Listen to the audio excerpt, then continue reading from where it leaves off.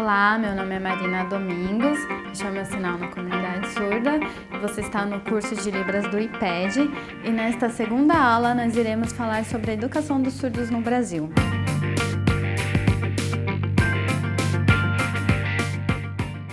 A educação dos surdos sempre foi alvo de muitas discussões de qual era a melhor forma de educar o surdo, para que ele alcance o mesmo desenvolvimento de uma pessoa ouvinte. No caso, o ouvinte é o termo que nós utilizamos para a pessoa que não é surda. Então, tivemos a primeira modalidade, que é a oralista. O que é essa modalidade? Ela baseia-se na crença de que a língua oral ela é superior do que a língua de sinais. E ela é a única forma possível de comunicação e desenvolvimento cognitivo para o sujeito surdo. E a língua de sinais ela deve ser evitada, porque atrapalha no desenvolvimento da oralização. Então, essa teoria ela veio enfatizando que a língua oral ela era superior do que a língua de sinais. Porque até então a Libras ela não tinha status de língua. Somente mais tarde que a Libras adquiriu esse status de língua. Então, nesta época, tinha muitas discussões. E o que aconteceu? O uso da língua gestual em simultâneo com a língua oral no ensino de surdos afeta a fala, a leitura labial e a clareza dos conceitos, pelo que a língua articulada pura deve ser preferida. Então, lá em Milão, eles decidiram que a língua oral ela era prioritária, então ela deveria ser focada e não a língua de sinais. O que aconteceu? A Libras ela foi proibida. Então, continuando aqui, o oralismo era superior à língua de sinais e aprovou uma resolução proibindo o uso da Libras nas escolas. E o que aconteceu? Esse congresso aconteceu em Milão e o Brasil era signatário, ou seja, o que fosse decidido em Milão, o Brasil também aceitaria. E o que aconteceu? Essa medida que foi adotada em Milão, o Brasil também começou a seguir. Então, no caso, os surdos no Brasil ficaram mais de 100 anos sem poder utilizar a Libras, devido a essa decisão que aconteceu em Milão. Mas com o passar do tempo, o que foi percebido? Que o oralismo, ele não fazia com que o surdo realmente conseguisse desenvolver como eles estavam acreditando. Na prática, nesses 100 anos, foi percebido que os surdos não estavam crescendo, não estavam aprendendo da mesma forma que os ouvintes. Então, o que aconteceu? Mudou a metodologia para a comunicação total. O que seria essa comunicação total? É a prática de usar sinais, a leitura orofacial, que é a leitura labial, expressões faciais, corporal, o alfabeto manual, recursos visuais. Então, esse método nós podemos ver que começou a ser utilizado tudo. O oralismo não deu certo. Então, e a Libras foi proibida. Então, a partir desse momento, eles mudaram de ideia. Então, agora vai poder tudo. Então, como nós vemos, sinais começou a ser aceito novamente nas escolas. A leitura orofacial, mas tudo isso daqui era com qual objetivo? Fazer com que o surdo aprendesse a falar. Esse era o objetivo. O objetivo não era com que ele aprendesse a Libras, que é a língua dele. Então, essa confusão de conceitos também não deu muito certo. Aí surgiu o novo conceito, que é o bilinguismo, que nós estamos vivendo hoje. Que, no caso, o bilinguismo tem como pressuposto básico a necessidade do surdo ser bilíngue. No caso, ele tem que ter duas línguas. Ou seja, este deve adquirir a língua de sinais, que é considerada a língua natural dos surdos. E como segundo, a língua oral, que é utilizada no país, no caso na modalidade escrita. Ou seja, a Libras passou a ser a língua do surdo, aceita por lei também. Então, a partir daí, veio esse novo método que é utilizado até hoje, a Libras como sendo a primeira língua do surdo, aceita por lei, por decreto, e também na modalidade escrita seria o quê? No caso, a modalidade escrita da língua do país. No caso, o Brasil, os surdos utilizam o português da forma escrita. Será que o pessoal nas ruas sabem qual a origem da Libras?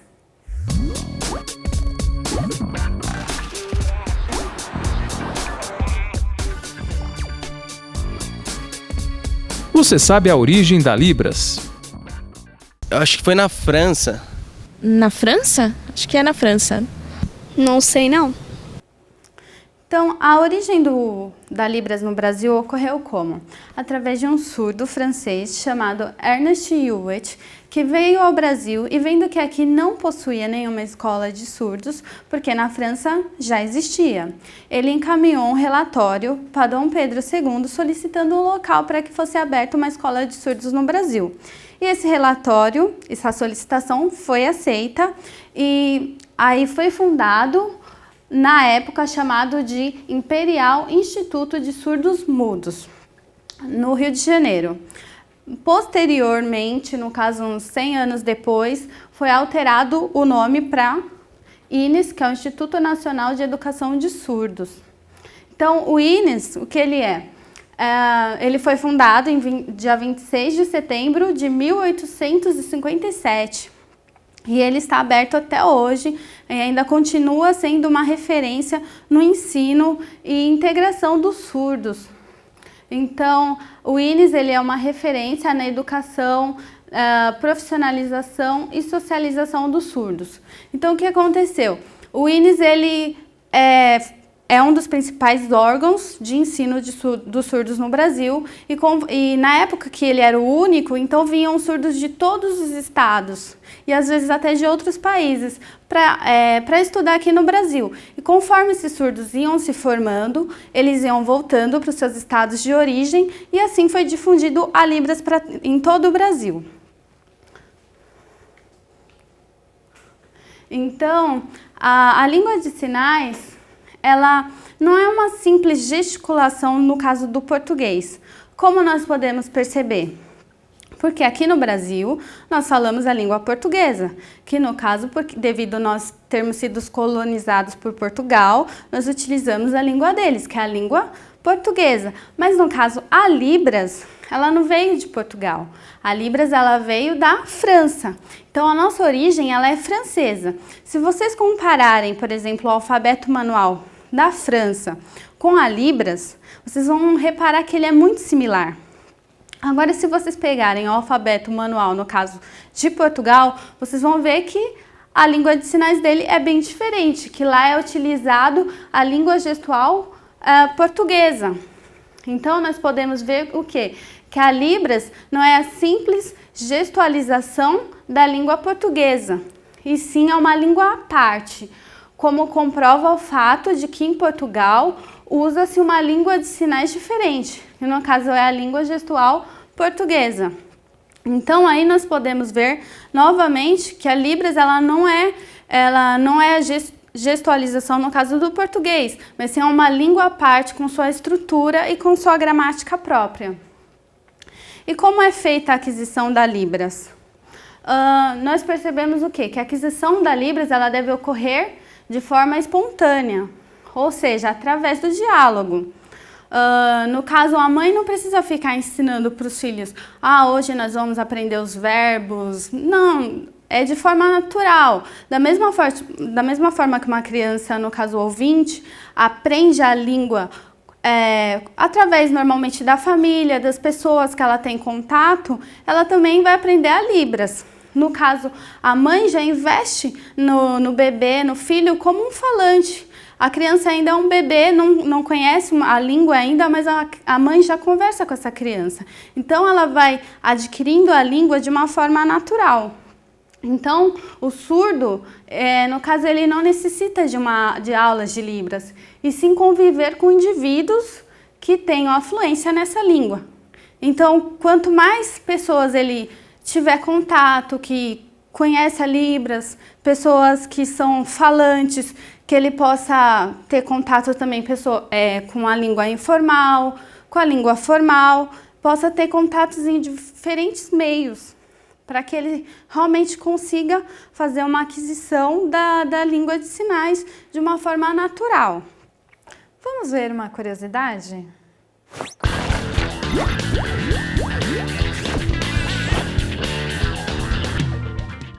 Música não é som. É uma experiência ligada a vibrações e sentimentos. Mas para mais de 10 milhões de brasileiros que possuem algum tipo de deficiência auditiva ou surdez, esse prazer, na maioria das vezes, não pode ser compartilhado, pois poucas são as produções que se preocupam com esse público. Foi pensando nisso que a banda Durambá e a empresa Handtalk lançaram o primeiro clipe traduzido virtualmente em libras do mundo. O clipe da música Palavras. Veja um trecho. Não tenho muito pra te dar, só algumas coisas pra falar. Eu sei que eu já falei demais, eu sei que eu já falei demais. E se você puder ficar mais alguns dias, diz que dá. Eu sei que eu já pedi demais, eu sei que eu já pedi demais. Conforme o decreto 5626 que nós já vimos, no caso a Libras é a primeira língua do surdo e a segunda língua é o português na modalidade escrita.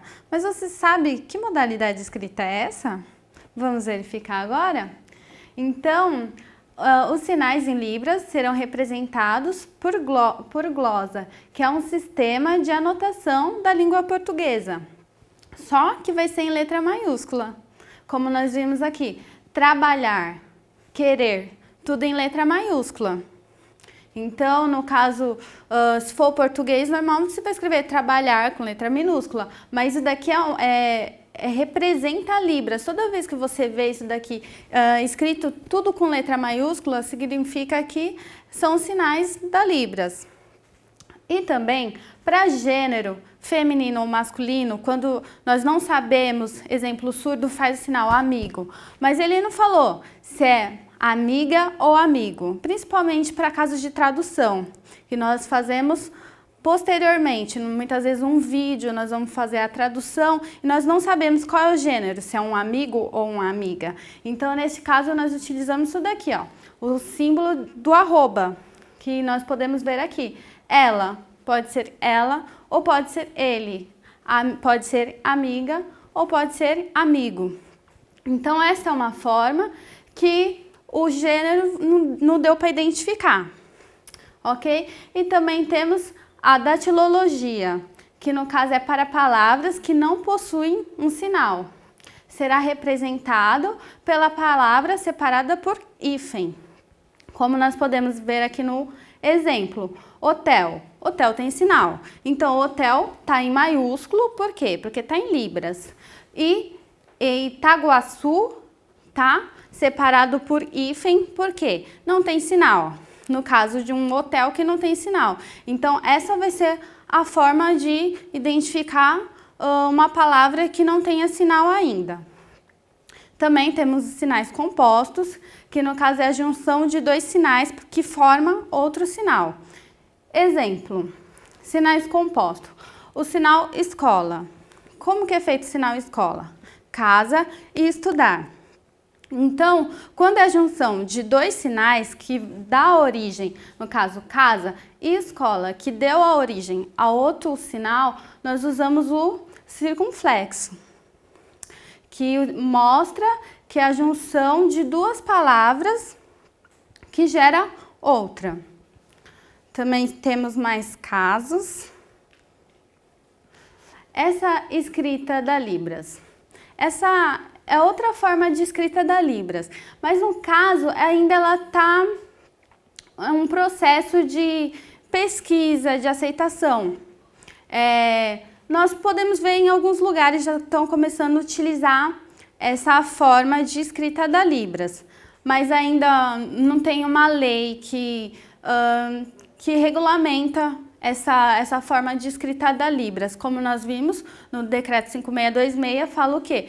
Que é a modalidade escrita do português. ok? Mas é bom conhecer, quem sabe mais para frente vai ser aceito ou não essa modalidade. E como que vai ser os verbos na Libras? Eles serão apresentados no infinitivo. Então, todas as concordâncias e conjugações são feitas no espaço. Exemplo, eu querer curso. Então, o verbo eu querer não ficou eu quero, eu queria. Então, ele sempre vai ser conjugado aqui, no infinitivo. Todos os verbos sempre. Então, as frases obedecerão à estrutura da Libras e não à do português. Exemplo, você gostar curso. Essa é a forma que o surdo escreve. No caso, muitas vezes, professores, eles ficam um pouco confusos devido à forma que o surdo escreve. Mas, no caso, o intérprete ele precisa estar lá para dar um apoio para o professor, mostrar que essa é a forma que o surdo utiliza para escrever, no caso, em Libras.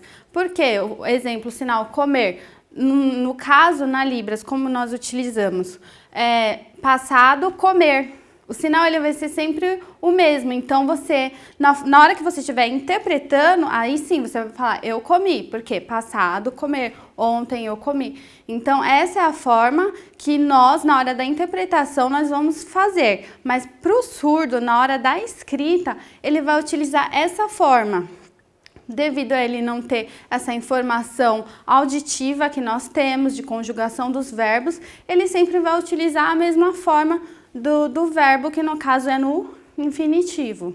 Então, essas são as regras da Libras, que é utilizada, o surdo utiliza para escrever, e é importante que nós também saibamos, para orientar também o professor, e também na hora de entender o que o surdo escreveu, é de suma importância que nós conheçamos todas as regras da Libras também na parte de escrita também.